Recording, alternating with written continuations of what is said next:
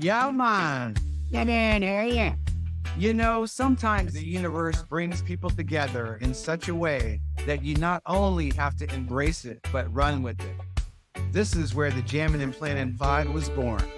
Yep, with us, two financial services veterans coming together over a shared passion for music and building community.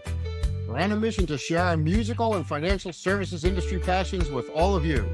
And give you, our amazing community, the opportunity to do the same. Welcome to the Jammin and Plannin Podcast. With your co-hosts, Johnny Guitar Morgan and me, Scotty Kick Drum Staus. We hope you'll join us on this journey. Hello, everybody, and welcome to the Jammin and Plannin Podcast. My name is John Morgan, and I'm lucky enough to be the co-host along with my good buddy and fellow musician, Mr. Scotty Kick Drum Staus. How's it going today, Scott? Going great. Hey, everybody. I'm excited about this episode. Thank you, Adam, for being part of it. Of course. Absolutely. Yeah, I couldn't be more excited to introduce our very special guest for today's show. He's one of the coolest, smartest, hardest working, and most well-liked technology entrepreneurs in financial services. His technology platform is so unique, they actually created an entire new category for it, advice engagement. He's an award-winning CEO, founder, thought leader, podcast co-host, international keynote speaker, new building owner, recovering financial advisor, and rebel dad. Today, we not only are going to talk about the company he founded and runs, but also his passion for music and being a musician. So let's give a warm Jammin and Plannin welcome to the man, the myth, the legend, Mr. Adam Holt, the founder and CEO at Asset Map. Yeah, where is he? I want to meet this person. This person sounds awesome. Yeah, I don't know. Thanks, John. That's super, super nice.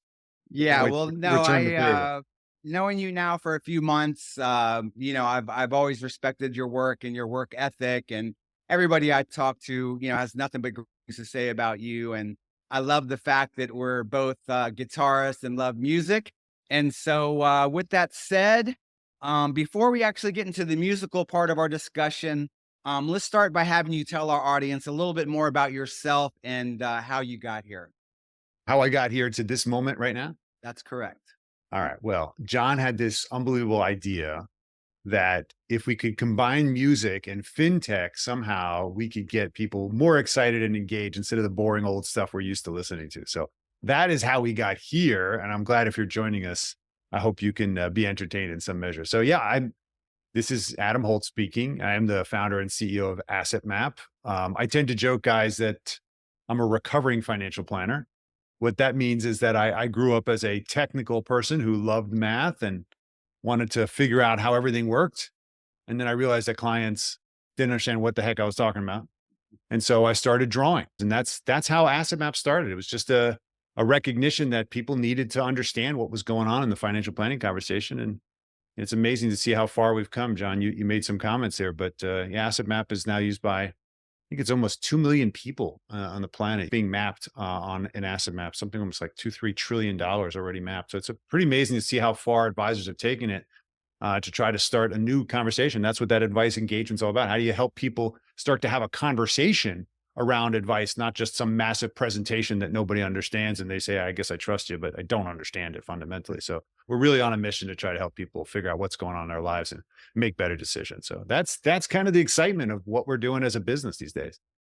Yeah, and that's what I really love about what you're doing is it's really helping advisors start conversations that sometimes are difficult to get going and then progress through it. Yeah, and I have an observation too. And Adam, you can tell me if this observation is correct, and I'll ask you a question relative to it. But some of our listeners may know, but not all of them, that my focus in the financial services industry is on banks and credit unions that have investment services organizations, right? And Adam, you have clients in that channel. And I know a lot of those clients. Yeah.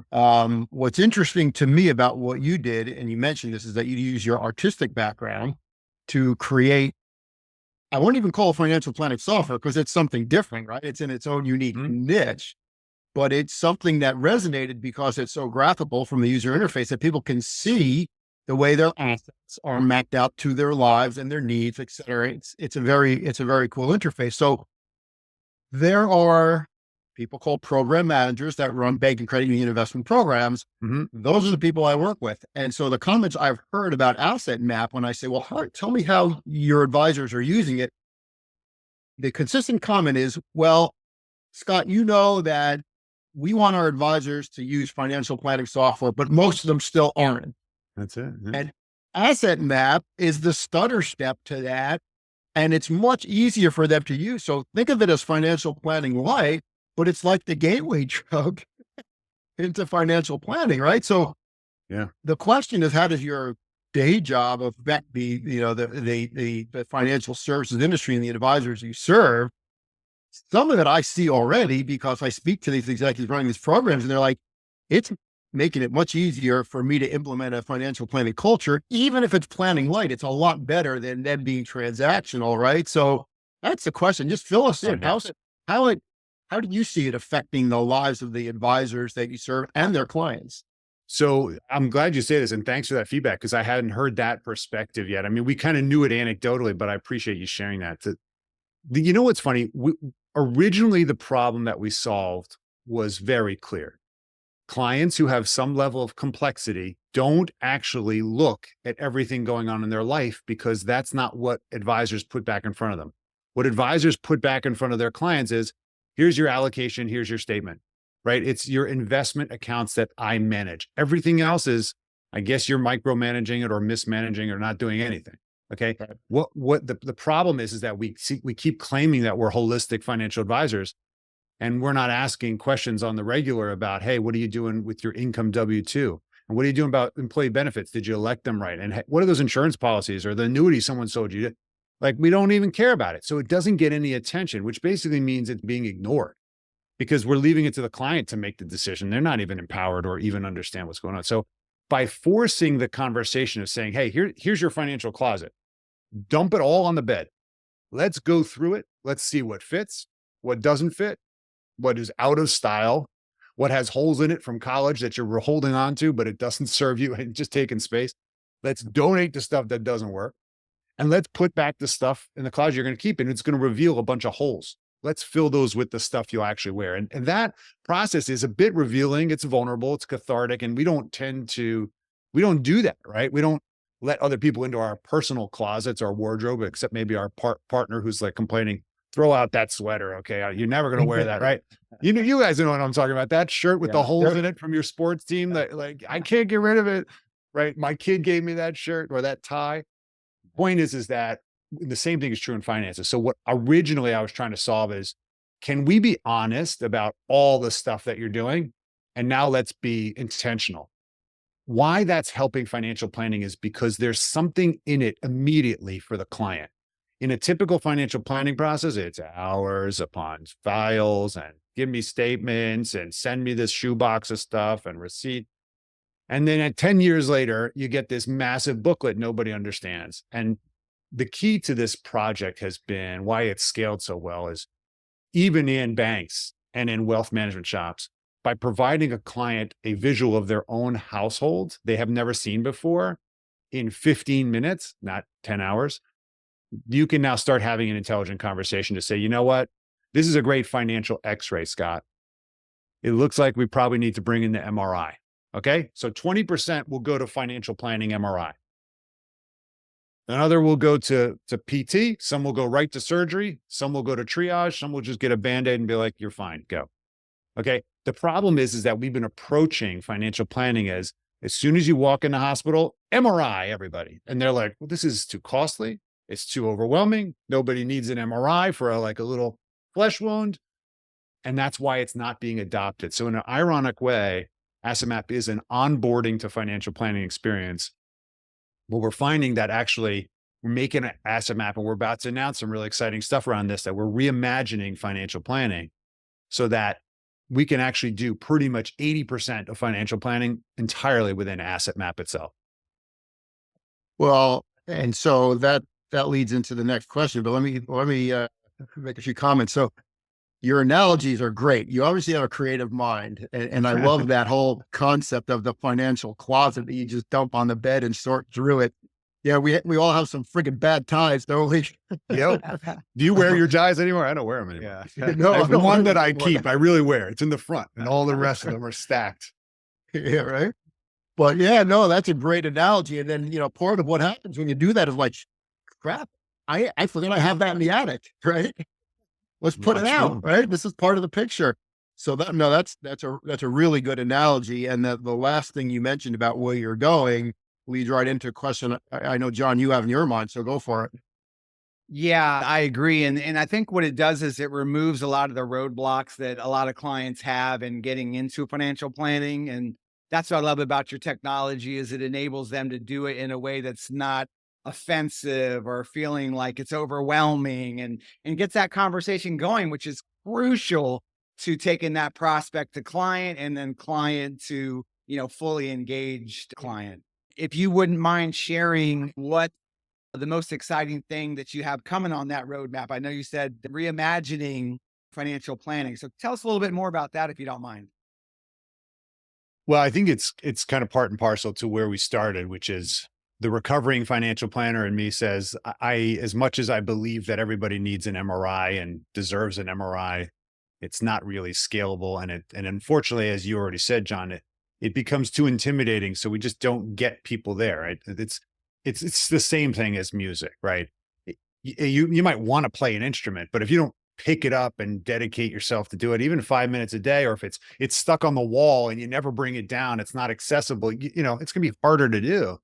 It doesn't have to be perfect playing. It has to, you just got to start. And the key to, I think, financial planning and reimagining is to saying maybe we applied the tenets of financial planning, which were idealistic and comprehensive and heavily technical and really math driven. And we said, this is what everybody needs without thinking about actually what can they actually do. So we basically said, listen, everybody needs a full ensemble. You need an orchestra. And people are like, can we just start with the piano? Like, I mean, the key here is yeah, right. Like, just start with like reading sheet music or just give me some tabs. Yeah, right. So the key is that we've turned financial planning into this just really robust, intimidating process, which is fantastic and idealistic, but it's aspirational. So what we need to do is we need to get literacy up. We need to help people get into the experience. And I think that's what we're really, when we are reimagining financial planning, we're saying, maybe the old way we did it is not the way we're going to need to do it going forward. And I think the technology that's coming out, AI, robo, is really going to put pressure on financial advisors to deliver a meaningful human experience. That's where we're going to compete, is what's left. Our empathy, that's what's left, relationship. And so I think that's going to be the key. How do you get us faster as advisors to talking honestly about what decisions we should make and what matters? And I think that's where we have the edge on tech. And so we should double down on it. And that's what reimagining financial planning is saying. Let's build tech that helps you elevate the human. And that's new, that's different, but I think it's going to be critical if we plan on even competing with the next generation of tech coming out. Yeah. What's interesting, Adam, is that the market share always goes to the perfect combination of high tech and high touch, right? It's never all high tech. And That's right. Right. So if you can build technology that helps advisors engender trust, that's what wins. Period. Agreed. I love that you said that. It's our entire mantra is speed to trust equals growth. That's our whole formula. If I can accelerate a human's advisor's role, I think that's when we win. And granted, it's not for everybody. There's always going to be consumers who want to do their own thing, and they should. But for our space where we live, for professional advice and distribution, it's got to focus on advice, leading with advice first. And this is how we're going to do it. Yeah. And your solution is really helping client segmentation too, right? Because the statement that everybody needs a financial plan is a false statement. That's not true at all. And the industry has been doing more with client segmentation, and your solution is helping to a degree with segmenting clients, because there are a segment of clients that are just going to need a simple asset map. And there are a segment of clients that need a more sophisticated asset map, but then there are a segment of clients that need to go to, full blown cash flow financial planning in e-money or something like that. Right. So Yeah. You're providing that bridge in a very elegant way. Yeah, we're saying this very similar things, Scott, because I think if we recognize the challenge that consumers are having, they want on-demand speed, engagement. I want to participate. I don't want to be presented to anymore, right? I want some control. I want some input. I tend to joke it's, financial planning typically is like, hey, look, I took, 20 hours and I built this fantastic Lego project for you. Here it is. And I built it for you. Like, what kid would want someone to build the Lego for them? No, build it with me. Let's build it together. We're going to build relationship, bonding, laughing, annoyance, aggravation. We're going to build that very human experience together. And when it's all done, then we're going to play with it. And I think when you understand how it comes together, you have different appreciation for the output. When someone shows up with a complex, massive analysis on you, you're like, okay, now I got to figure out what the heck is going on here.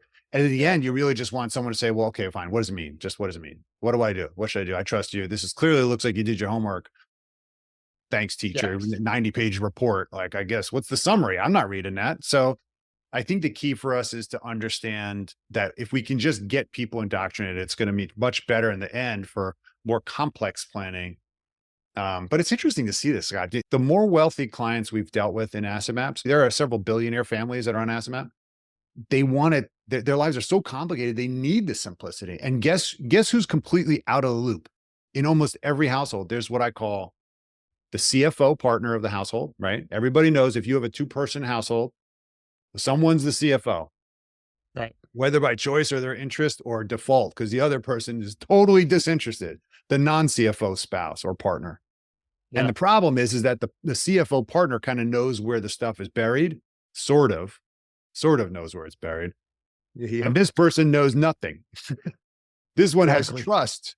And so the interesting thing about the early revelation of asset map and the planning that we do is we actually make it so that you can bring both people to the table regardless of knowledge. And now they're revealing, what do you mean we have that and that and that? Or we have, so they can now participate in a way that was previously exclusionary to them because someone's managing the money, right? Well or not, they don't know, they trust, but that doesn't mean people have actually the skills to make good decisions on legal, tax, insurance, investments, banking. No way. They have no idea. Yep. Their knowledge comes from what? Movies. So, or YouTube or TikTok. Right. Maybe I read a blog, Fisher Investments told them that annuities are bad. Like, I mean, that must be true, I guess. So, yes. All right. So here's personally. What's that, John? I'm sold.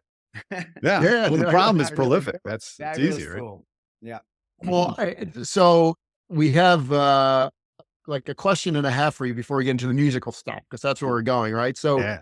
Sweet. So the question in my mind, you are a difference maker in the industry, and we need more difference makers, right? Yep. And that's really cool. To make a difference that is a noticeable difference is not easy. So my question is, thanks. My assumption is there are a lot of wannabe entrepreneurs out there that have some good ideas but never get to execution, right? So what advice would you give anyone looking to kind of follow in your footsteps? Because they might hear you talking, get inspired by, you know what, I've had this great idea and I've been in this industry for a while. This idea has been sitting here. I've never executed on it. If Adam can do it, I can do it. Like, what advice do you have for somebody just get off the friggin' couch and do it? Execute that great idea. Yeah, I would say go back to your day job, man. No, just kidding. Okay, next question. That especially if you're thinking of being a competitor, right? Right. Well, no, look, I'm sure there's plenty of people. Look, entrepreneurship is a mindset, man. I haven't worked for another person in 26 years, and I think I don't know if I would be a good employee, frankly. So if you have the passion for something, it will work, you're convinced, you have some subject matter expertise, you kind of know the landscape differently than others, that goes a long way to being an investable project. It doesn't have to be big. It doesn't have to be $1 billion idea.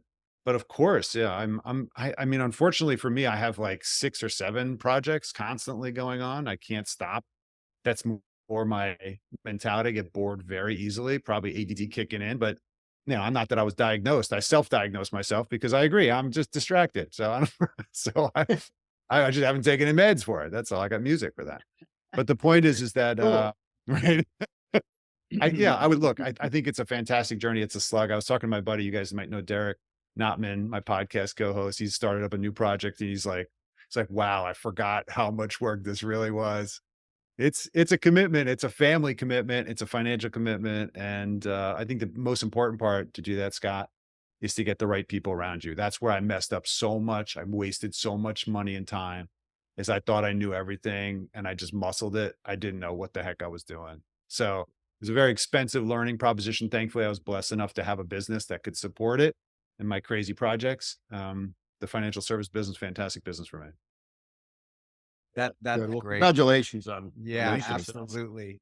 All right. So one final question around the day job. Okay. What is one thing that your work colleagues would be most surprised to learn about you? Oh, my work colleagues. I don't know. I'm pretty revealing, guys. And I wouldn't say that, just like I'm a goofy dad, I'm a goofy CEO as well. I Yeah. like to have fun and say stupid stuff about myself. What's one thing that they don't know about me? Yeah. Well, Reach in that probably closet if you they're were talking listening to about. this, I would say get back to work. But if they and they know I would laugh about that as well. They don't know. How about this? They don't know that every day, that in between Zoom meetings, if someone doesn't show up, I go over and I pick up that guitar and I start playing scales and then one song. That's what I try to do every day. Nice. There Love we it. go. Cool. It's the only way I can stay on top of it.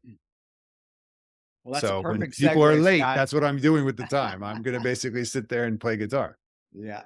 Love it. Good therapy. Mm-hmm. All right. So, well, let's move on to the fun part. Let's talk about music and your passion for music. So, how did it happen? How did you first become interested in music, and what instruments do you play? And then give us a feel for like what are your favorite genres of music? So I think like most kids, I disappointed my mom greatly when she bought a piano and bought me piano lessons. And back when we lived in New York, she was a worker. I was a latchkey kid, and I would pretend to go to the music lessons because I didn't like the teacher, and I stored all the checks that's supposed to go to the music teacher in my backpack, and not realizing that eventually that wasn't like cash. That my mom would say like, "Why isn't she cashing the checks?" And she'd figure it out.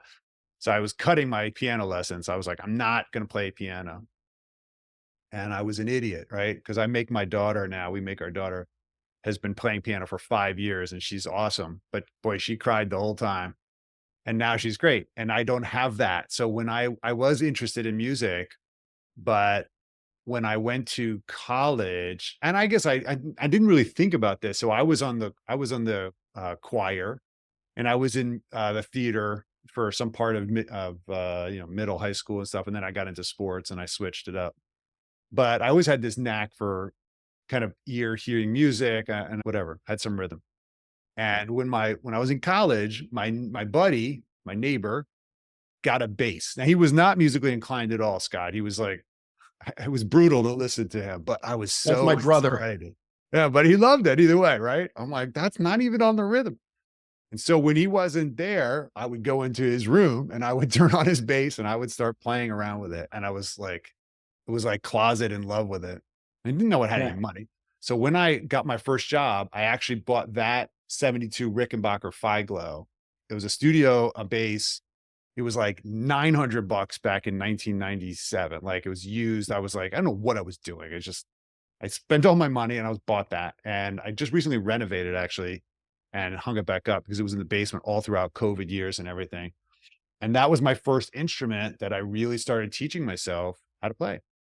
But as you know, like most things, a bass with an amp is a pain in the butt. So I got a guitar, and I have a couple Taylors at home. And the key for me is I basically taught myself guitar like most of us, is I always keep a guitar out. It has to be out and accessible. Otherwise it ain't going to get used. Yeah. And so for me, that's how I've, especially the past bunch of years with this whole kind of working remote, I've played a lot more. So anyway, that's my story, man. Yeah, no, that's cool. I love it. And so you're a self-taught musician. Yeah. I mean, because I didn't go to the lessons. So, Yeah, apparently not. And you have a stack of checks somewhere. That's right. Mom was like, why isn't she cashing the check? Mom, I don't retirement. know. She's messed up. I'm telling you, that teacher's in pain. God, I think one day Adam sat around and made paper airplanes out of all the checks, and he's sitting there. Well, my mom found them. She found them in my backpack, because your parents go through your backpack every once in a while, cleaning your stuff out. What are all these checks? Yeah, I got in trouble. I got in trouble good. So the only part of that question you didn't answer was genres. So what do you like to play with your acoustic? I think like everything, I just experiment all the time. I got an appreciation for John Mayer in the past couple of years, and like his guitar playing. I was listening to it and I'm like, wow, that is pretty intense. So Really I'm good. like, I'm going to force myself to learn maybe 10 John Mayer songs, finger picking. And I had never done finger picking before. So it was like, but thank goodness for YouTube and guitar. I use, what do I use? Oh, I get it. Guitar tab. What do I use? I look at it all the time. I don't even tell you what it is, but I'll totally endorse this app. But this app is the big. Here it is. Tabs. This is the one I use. This has like every single song on it, and it's like $8, and you put it on your iPad, and it's an icon. I can't even tell what the heck it is, but it's That's what my two guitar players use that as well. Yeah, look at John has it too. You have it? Yeah. Is that Guitar The Tab greatest Pro? thing about this is you never leave home without it. Yeah. You see a guitar at a friend's house, you're at the beach, no problem. Well, here's the other good thing about it. So I'm in a band, right? It's a trio. And every once in a while, at the end of a gig, when everybody's nice and lubricated, it's like, can you play this song? We're like, no, but we can pull it up on our iPad and wing it, right? And that's exactly what we do. We pull it up on that app and we play it, right? Absolutely. Oh, that's awesome. Yeah, the one on iPad is pretty good. But yeah, it's got tablature on it and chord and music, or the notes. Yeah, it's fantastic. And even lyrics in some cases. So Yeah, That's very absolutely. cool. And then you Makes never it so remember accessible. the melody, right? And so to be able to pull it up and listen to it actually is so beneficial. Totally. Easy to forget. So with that said, have you ever been part of a band? Or do you just play, for your own therapeutic needs like myself? Yeah, I've never was part of a band. I'm afraid, Scott, like, I don't know how you're pulling it off, but I know, John, with you, we're in a band, but I don't know. Just never had people around me who wanted to do band. I don't know why. Well, band camp will be starting next week. Just Yeah, right. Is that right? You're going to band camp? We actually have band camp. We do it. We pull all the money we make from our gigs. We don't spend it. We pull it, and then we go away for like 4 days to a cabin in the woods where nobody's around. We do nothing but play music, eat good food, and drink good liquor. Wow, that's cool. So what do And you do? it's- So, but you're the drummer. You bring a cajon or something like that, or what do you do? I have a very unique percussion setup. There's a cajon in there. There are digital pads. There's an acoustic thing called a stomp box. I have shakers on my hands and my feet. Wow. Close your eyes. It's It sounds like a full hilarious. drum kit, which I used to play, but Nice. it is a very unique setup. But Right. Adam, playing in a band, there's nothing like it. When you get locked in with your other musicians and you're like in that flow, you're in the groove, and it's happening, and you're speaking your own language to each other. It's a really cool feeling. So I've been a band junkie over the years. There's a long time I didn't play in a band, but so I put together four or five bands in the course of my life. The one that I'm in now is a mistake. But and we do have to limit the gigs because we all have other lives, right? So we play twice a month on average, and it's a blast. And people Super. actually pay us. Crazy. Oh, that's right. You're performing. That's right. Not just in the garage, basement, etc. No, we're playing That's at a very cool. You're yeah, we're much playing more at a- involved than I don't even feel like I'm a musician when I hear that. Like, no, I know. Yeah. Have you seen Well- the video of him playing? I told him he needs to change his name from kick drum to the octopus. He's saw like, that. his hands are flipping, his feet are flipping. It is awesome. It's I play the steering wheel most of the time. I'm like a steering wheel aficionado. I know where every tap creates a different. That's as far as I've gotten on the drum. Oh, Adam, we should have dueling steering wheels. Oh yeah, man. I love. Actually, you know what? One of my other crazy hobbies is I love to build furniture. So that's a cajon I built right there, Seriously. built for that I have there too. So I'm trying to like I don't know. I'm also into clay, so I recently gotten into ceramics. I'm doing that now as my other artistic hobby to try to different experimentation. You are ADD, aren't you? Yeah, man. That's right. Artistically distracted. Yeah, so Adam, I mean, we're getting into some fun stuff, but um, we're wondering if you have either legal or illegal, either way. But just from like your musical journey, have there been any adventures, funny things that have happened, like hanging with friends, that's unique in any way? You cut out there for a second, but did you say if are there stories about unique stories related to music? Yeah, funny, crazy stories somehow related to music. Yeah, that you can legally share. Oh, that I can legally share. Or illegally. I mean, I'm from Philadelphia, so you can't grow up in Philadelphia and not go to the Man Music Center or the Plateau, or a place where, you know, a bunch of venues come in here where kids can go for free or basically sit outside and listen and not and just party. Yeah. So I don't think I'm going to talk about those stories, but lots of experiences, new experiences, we'll call them, throughout high school that had to do with music. That's a good question. I actually, you know, I had an interesting experience. So my buddy and my roommate in college was a huge Sugar Ray follower. Loved Black Flag, was really into more heavy metal. And I had never really been exposed to that. I was more of like pop, and in the 90s, the classic grunge I should say classic grunge. I'm 50, so I guess grunge might be classic, maybe say. But I grew up before that really more on classic rock, the Rush, the Emerson Lake, that kind of style, because some of my best friends, and it was interesting how the influence of my friends brought me into different things. So we went to go see Rush and Neil Peart play, and that was his favorite drummer of all time. And so I got exposed. I would never have been exposed to that. And so when I think back to some of those experiences, my roommate Joe was following this new band called Sugar Ray. And at the time, Sugar Ray wound up actually becoming a pretty big band in the late 90s. But they were like a nobody band. And so he somehow got us, he's like, we're going to New York. We're going to go up there. We were at Rutgers, which was about an hour away. And we followed him, and we had this unbelievable experience because 5 people showed up to this like small venue, and we got to go in their bus with them and hang out with them for a while. And like, they were nobody at the time, and they wound up becoming like a name brand band. And that kind of parlayed into getting exposed to more live music when we were able to be bouncers, because we were all big guys on the crew team for Mighty Mighty Bosstones when they came into town. And we got to have those experiences, which were completely unique. So I think, besides throwing people off the stage, which was a fun thing back in those days, that was a really unique experience. Most people wouldn't imagine me, physically taking someone and throwing them off the stage. Yeah, that's a perfect story, and maybe one that your colleagues don't know about you. So thanks for sharing. No, they don't. No one knows. I haven't told that story ever. So what was the first concert that you ever went to? The first real concert, my mom took me to Genesis in 1980. Oh, cool. 87. I think that was where Phil Collins had taken over, and he was in Philadelphia. It was the first big concert that I'd ever gone to. How about you, Scott? What was your first? Yeah. I hate to admit it because it shows my age. Now, it was called a rock and roll revival. So even back then, these guys were old, but it was Chuck Berry and Bo Diddley at Madison Square Garden. Nice. Did your parents take you?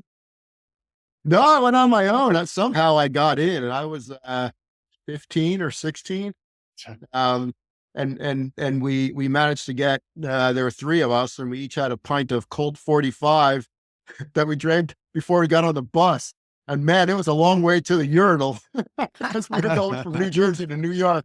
Oh, God. Old English 800 and Colt 45. I remember those days very clearly. My first concert, I was lucky enough to see Prince and Purple Rain back in the day, which was just amazing. I'm still a huge fan. So that's a great story. Thanks for sharing that, Adam. So one other question: how does music play a positive role in your life? That's a great question. I mean, besides the outlet, and for me, it's like a technical challenge. So I kind of like to push myself to master something. And then I'm like, okay, I'm gonna go do something else. And it's not mastering. I guess it's just getting, somewhat proficient at a whole bunch of stuff. But what it's really been great for is my relationship with my daughter. She's 13 now. I told you she's playing the piano, and having a piano in the house and buying a piano again. Before, of course I see something. I'm like, all right, I'm going to go try to do it. So I've been playing a lot more piano, and, just I can hear it. So, and now I understand the whole chord structure. I can kind of play along. I can do stuff. And that has been a great bonding thing for me and my daughter, because as you know, they get into the teenage years and they're like, I don't have anything in common with you. So, but she has that. And now she's going to start learning guitar. So we set her up for learning guitar. I got her a Taylor. So we now have like matching Taylors.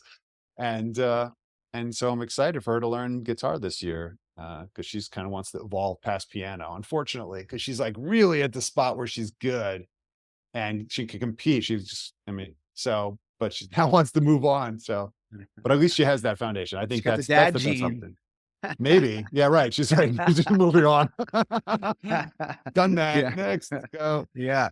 Well, that's fantastic. I had those same grandiose ideas, and you can see I've got the piano, I've got tambourine, I was like, oh, I had this idea of this family band, and it never happened. So I'm jealous, but also very happy to hear that that's working out for you and your daughter. I'm curious because we talked about your kind of your business life, your day job, and then your musical passion and all that. Have you ever had a chance to combine the two? People you work with, conferences that you've been at, has there been any way to inject music into your professional life, or are they pretty separate? Oh yeah. There were lots of times where I went to industry conferences where we wound up on the dance floor until 3 a.m. Sure. Perfect. We combined music and work, and somehow we made it to the next day. I don't do that. Right, So much karaoke. That's right. Karaoke. Oh, that's right. We did karaoke at the Shift conference just a bunch of months ago. So 6 of us had some guts and got up on stage and sang songs. I think I sang Toto's Africa. How about that? That was Nice. I don't know why I chose that song. That's ambitious. It was really long. But yeah, so I remember that. I don't know what I was thinking. But other than that, there was something that had kind of came to mind about combine. Oh yeah, that's right. So during COVID, we had, we've got a pretty big team. They had almost 50 people at Asset Map. And one of the challenges was, how do you keep culture when we have a very playful, family-oriented culture as a fintech company, but everybody's remote, right?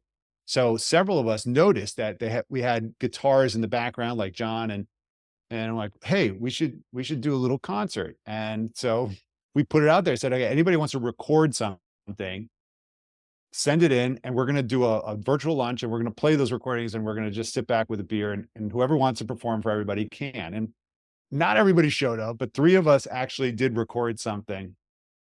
And I sent it to you because it was a John Mayer song, Why Georgia. So we can play it on this podcast. I don't know. It's embarrassing to me because it's not awesome, but it is really authentic. And it's just, sitting there playing the guitar and singing, and everybody shared. So it was a great opportunity for those of us that actually do play. Now we have a separate Slack channel where we can talk about music we're playing. And that's how we've combined that passion and interest for those that are curious about it. So, now we can talk about it at work a little bit. So that's been fun. And more people are joining to be part of it. And want to participate.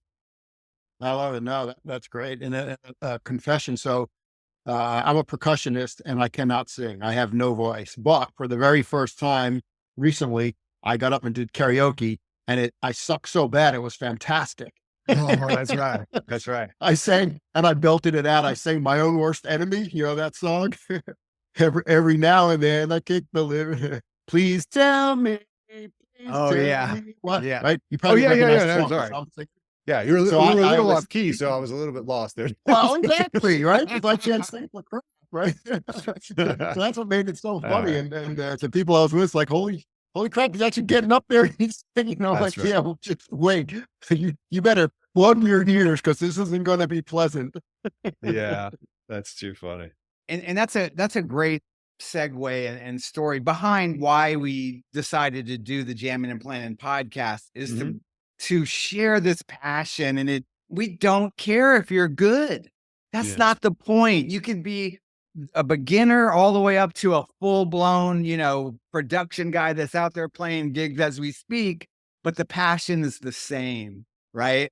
And we all just love it. And just, to be able to share that and to open up, that fear that you might have of doing it. And so with that said, what would you tell anybody who has thought about starting to play an instrument that for whatever reason hasn't gotten around to it? And that was me.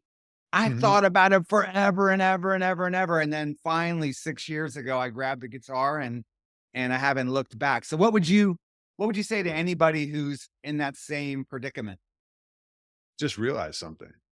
This is the same exact thing with the whole financial planning we started with. It's the same, right? It's just start somewhere, right? I think the thing is, if you have an instrument that's always intrigued you, if you always kind of thought in the back of your head, it's like, I could see myself doing that. Even if it was closet, nobody ever knew. Who cares? Right? Just go buy one, go to the pawn shop, go online, go to Amazon, deliver the darn instrument for $100, a beater, and then just like that is one of my first Sam Ash guitars. It cost me $95. My kid puts Elmo stickers all over the damn thing. I still can't get them off. But because it's there, I play it. One of our buddies came in who plays, we had an on-site, all the employees came in. One of those musicians came into my office. I found him in here playing just because he can. Like there is a camaraderie that comes from it. But I think for all of us, it's just start.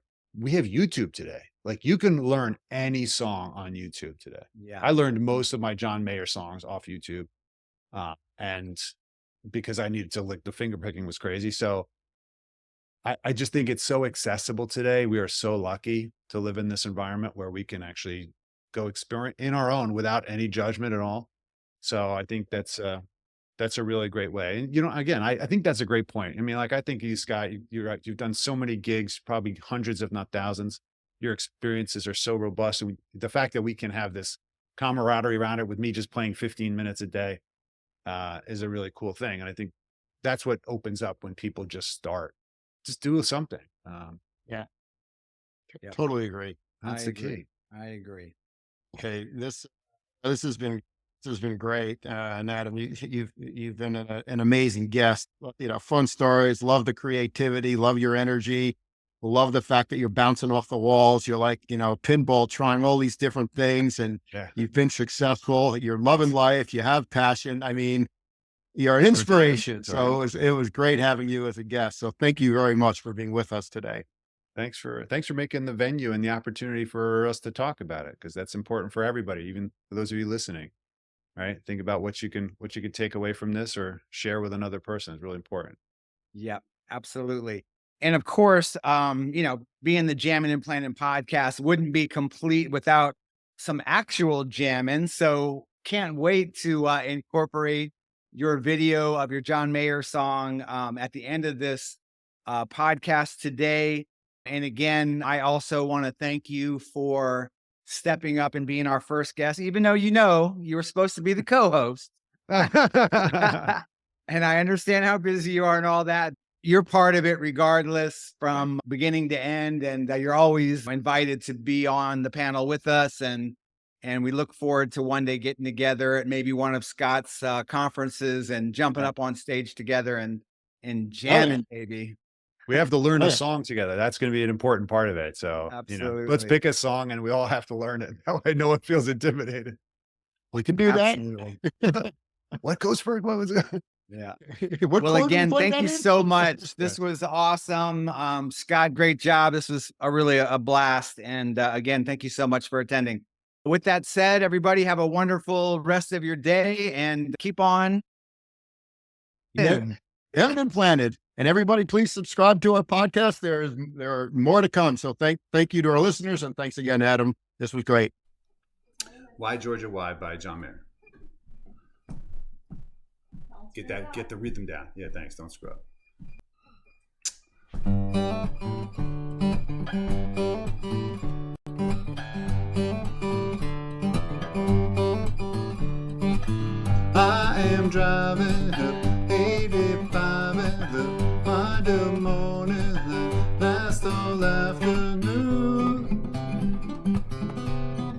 stuck inside the gloom.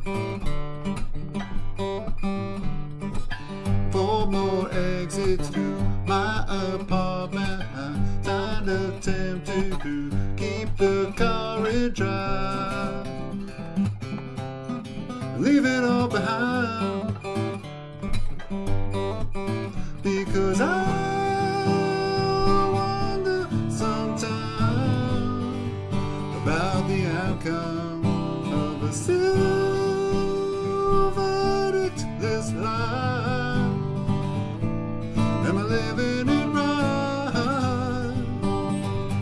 Am I living it right?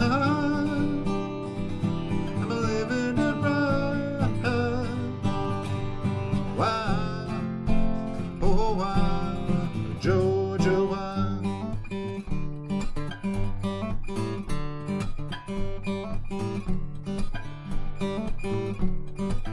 Rent a room and fill the places with wooden spaces to make it feel like home. But all I feel's alone, oh no. Must be a quarter-life crisis. Something in my soul. Because I wonder sometimes about the outcome of a still verdict this life. Am I living it right? Am I living it right? Am I living it right? Why? Oh, why? Georgia, why? So what? So I've got a smile on my face. It's quiet superstition that I don't believe me. Don't believe me when I say I got it down.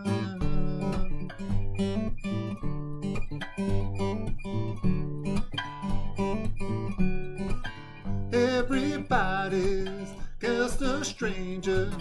That's a danger of going my own way. It's a price I have to pay, oh no.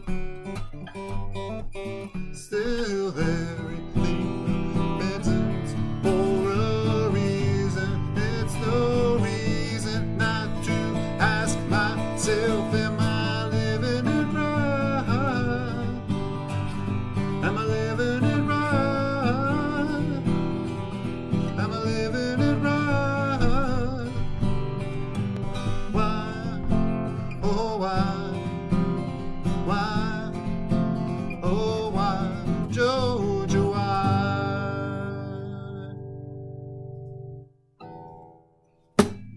That's what came out. Have fun. We want to thank you all for joining us today. And we hope you had as much fun tuning in as we did putting it all together. Don't forget to check out the links below to hear what we are all working on musically. And hey, while we always have amazing guests lined up for episodes, please let us know if you would like to be a guest or if you know somebody who should be. And don't forget to subscribe to our podcast series today.